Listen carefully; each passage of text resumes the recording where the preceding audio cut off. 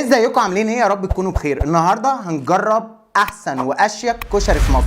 هتسالوني يعني ايه اشيك كشري في مصر؟ ستايل المطاعم دي مش واخده ستايل مطاعم الكشري، واخده ستايل مختلف خالص وغريب جدا وشيك جدا. واخترت من المطاعم دي كشري التحرير وكشري تومه. تعالوا نشوف كل مطعم جايب لنا باكج ايه وجاي مع العلبه ايه. طبعا تومه اعلى بكتير من التحرير في الاسعار، يعني انا اخترت الاثنين على السعر ما اخترتش على الحجم. لو اخترت على الحجم كان الحوار هيبقى فرق كبير قوي، فجبت الاثنين ب 35. تعالوا نفتح كده مع بعض الاول كشري التحرير. العلبه وجاي معاها معلقه، جاي كيسين تقليه وكيسين توميه وكيسين شطه. وتاني حاجه معانا بقى هي تومه للاسف حجمه صغير جدا بالنسبه للتحرير. تعالوا نشوف جاي معاه ايه. جاي معاه كيسين دقه وكيسين شطه وكيس الصلصه، وطبعا كيس صلصه التحرير. انا شايف ان صلصه التحرير اكتر من صلصه تومه، وشايف ان حجم التحرير اكتر من حجم تومه. يا ترى بقى الطعم بتاع تومه هيغلب التحرير ولا التحرير هيكسب في الحجم وفي الطعم؟ ونبتدي باول حاجه وهو كشري التحرير. زي ما انتم شايفين الحمص كتير جدا، وشايف عدس كتير جدا على الوش. تعالوا كده نحط التقليه. جاي معاها كيسين تقليه. كميه التقليه لما حطيناها كتير جدا. بصوا كشري التحرير المكرونه كتير قوي والرز خفيف جدا، يعني بصوا. بس انا بصراحه حابب اجرب الاول من غير الصلصه.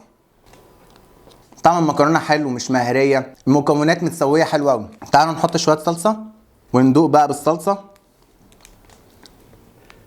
الصلصه طعمها حلو بس خفيفه شويه بسيطه، يعني كانت محتاجه تتقل شويه.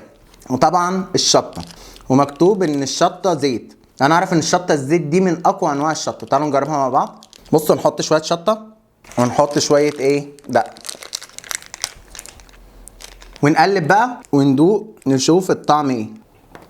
طعم الدقه قوي قوي والشطه نار، يعني اللي ما بيحبش الشطه الافضل يا يحط نقطه يحطش خالص، لان الشطه بجد قويه جدا. ونيجي تاني مطعم معانا وتاني تحدي معانا وهو تومه زي ما انتم شايفين. مش شايف غير 4 حمصات والتقليه عليه وشبه معدومه. بصوا بصراحه تومه ما اعرفش في ايه ده، فين التقليه وفين الحمص. نحط شويه صلصه. جاي معاه معلقه صغيره وكبيره، مش عارف ايه فكره المعلقه الصغيره، هعمل بيها ايه. التحرير بصراحه كطعم يعني شايفه احلى بكتير من تومه. الشطه هنا شطه برضو زيت. تعالوا نشوفها ونحط شويه دقه وندوق.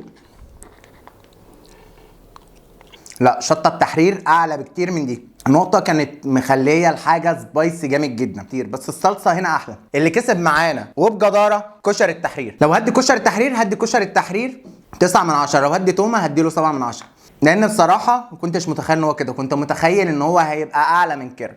واستنونا في حلقه جديده من قناه دوس ودوق. سلام.